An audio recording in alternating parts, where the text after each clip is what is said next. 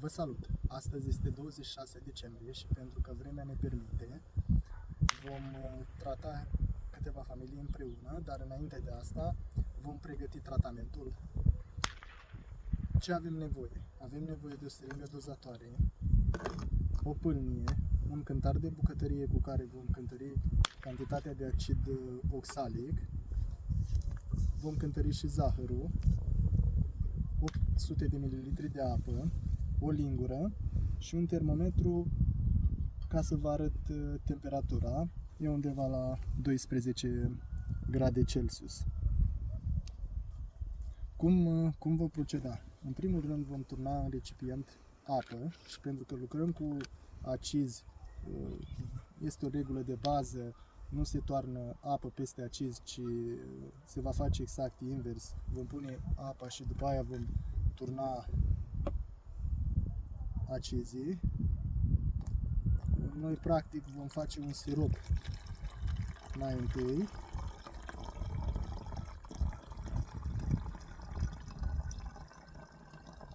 Torn apa direct în sticlă ca să nu se prindă acidul și zahărul de pâlnie.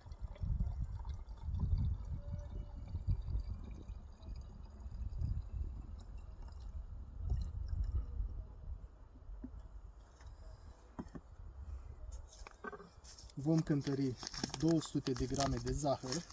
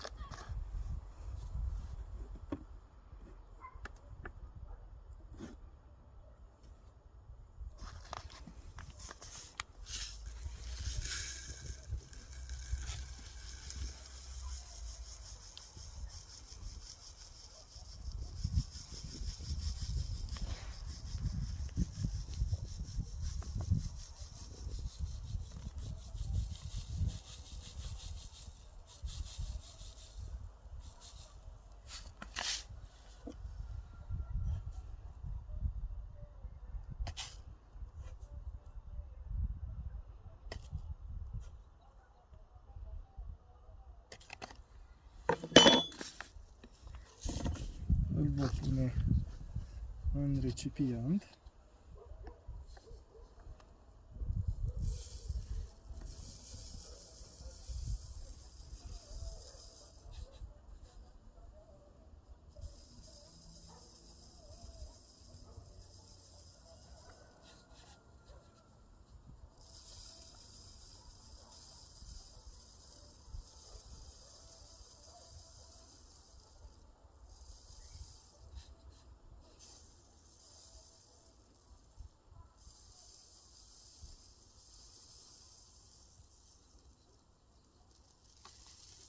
Da.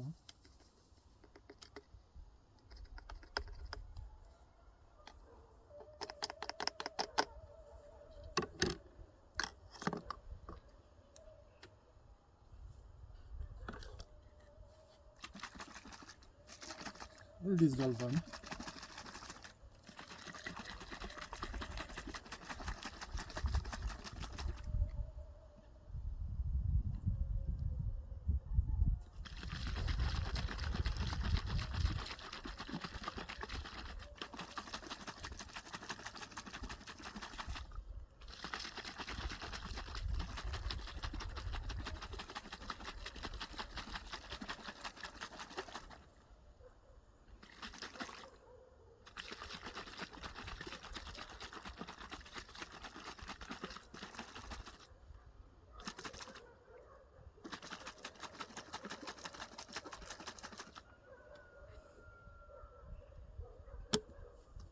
Acum vom pregăti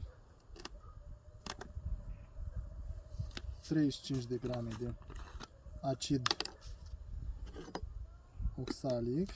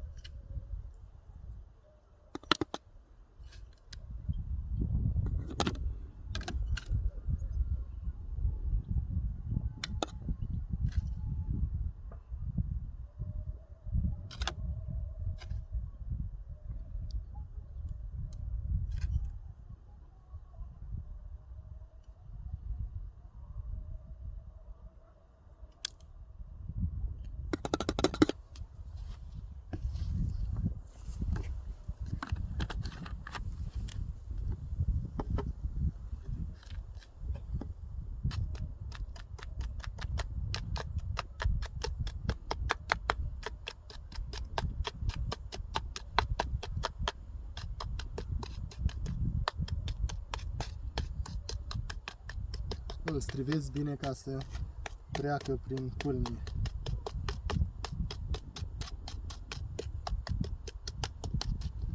Să nu aibă bulgări.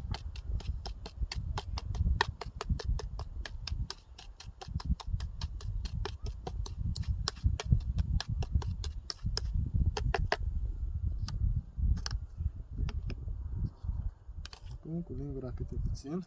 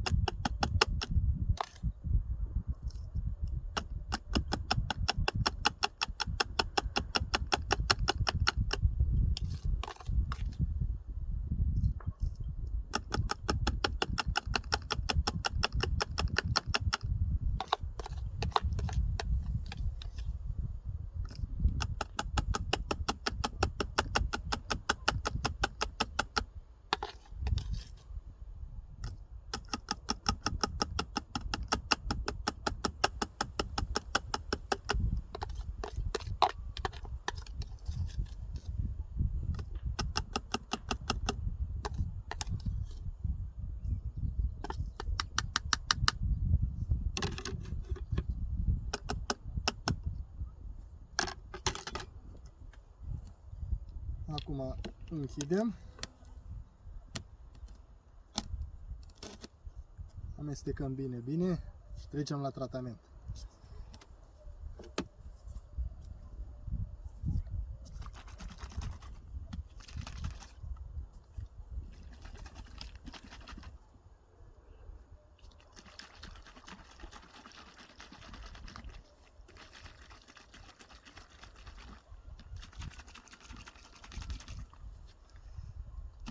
La deschiderea stupilor vom vedea și cum stăm cu condensul.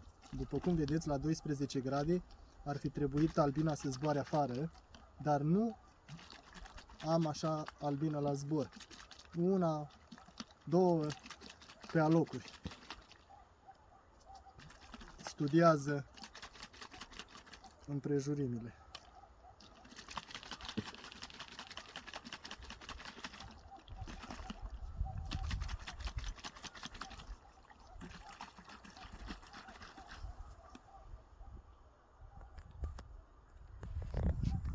Fi ceva granule, probabil de zahăr.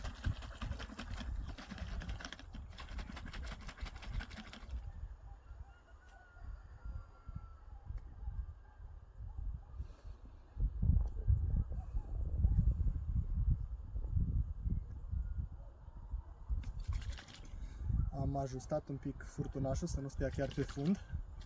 Dacă mai sunt ceva granule de zahăr, să nu se înfunde instalația.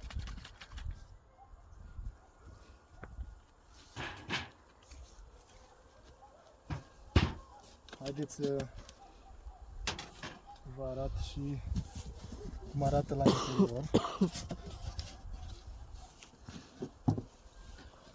Uitați așa, am vata minerală, se poate folosi și alt tip de izolație, Thermotexul, care este foarte bun. Paie, saci, lână, orice are omul la îndemână. Recurent și aici, un capac, astup fiecare gaură. Voi da un pic.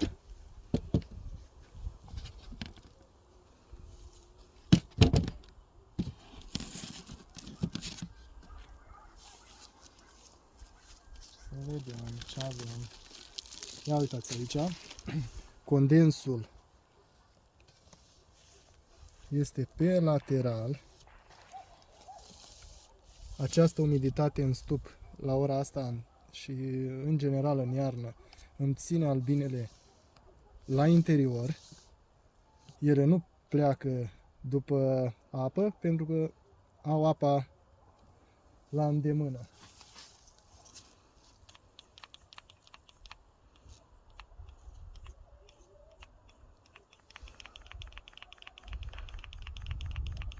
Amorsez pompița.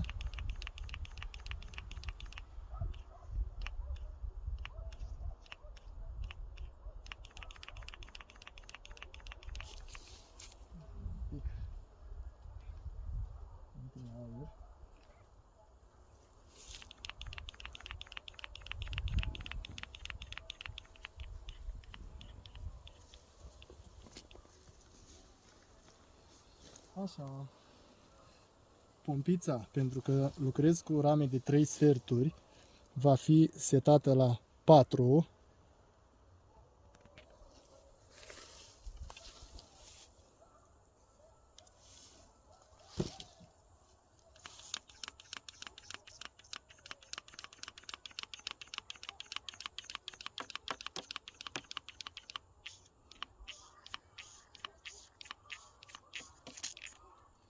Are ceva ani și nu mai vrea să meargă cum trebuie.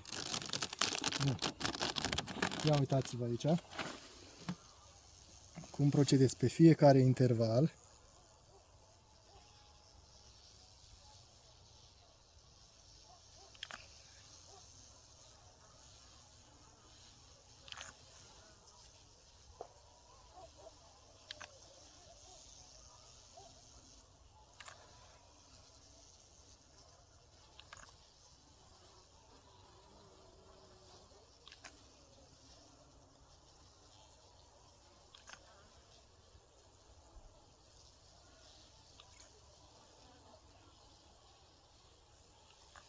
Iar aici câteva.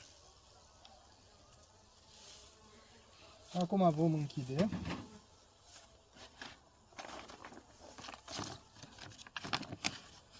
Și le vom ura iernare plăcută.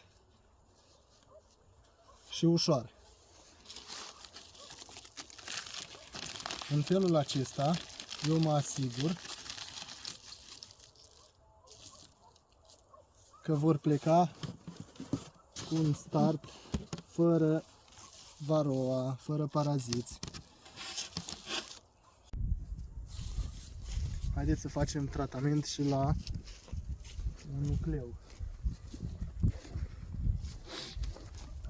O să aleg de această dată un nucleu de jumătate. Vedem și acesta cum stă. Voi seta aici un 2 jumătate.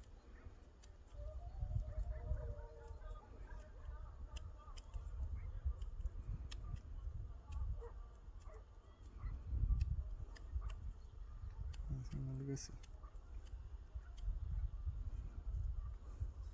3 e minimul, de asta nu găseam. Căutam 2 jumate și el era de 3. Aceeași poveste în aceste nuclee. Izolație cât am putut am pus peste ei.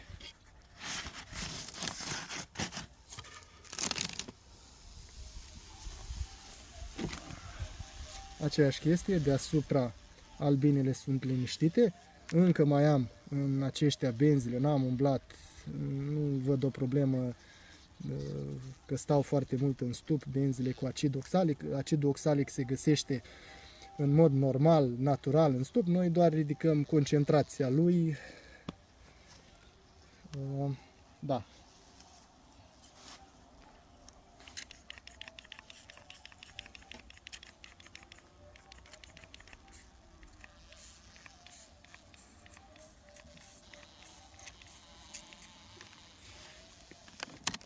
În mai parte.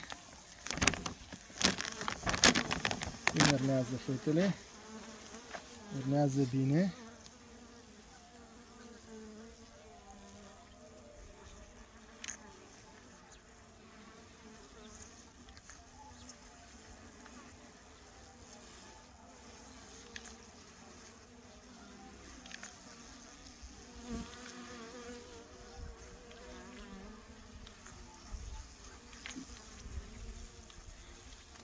Asta este.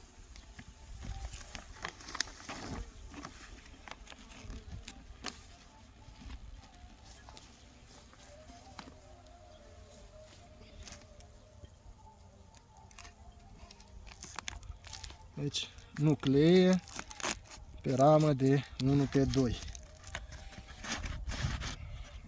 Încerc să vă prezint cam aceiași stupi ca să-i vedeți cum trec în diferite perioade. Acum aș vrea totuși să vă arăt și nucleul format din 2 nuclee practic de poliuretan.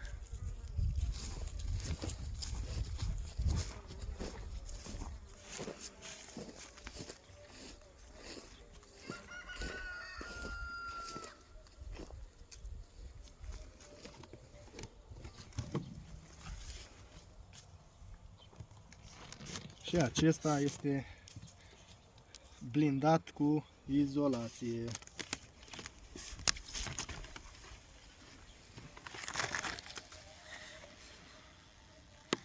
Cam așa arată. La acesta am foarte puțină umiditate și condens, foarte puțin. Nu sunt nuclei foarte puternici, îndesați cu albină. Așa iernează, am iernat fără probleme. Nici nu-mi fac probleme că nu vor ierna.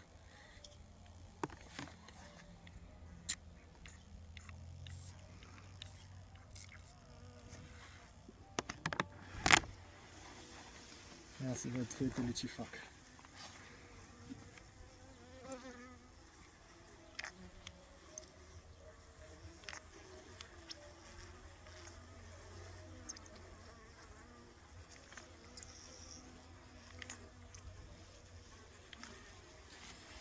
Asta este.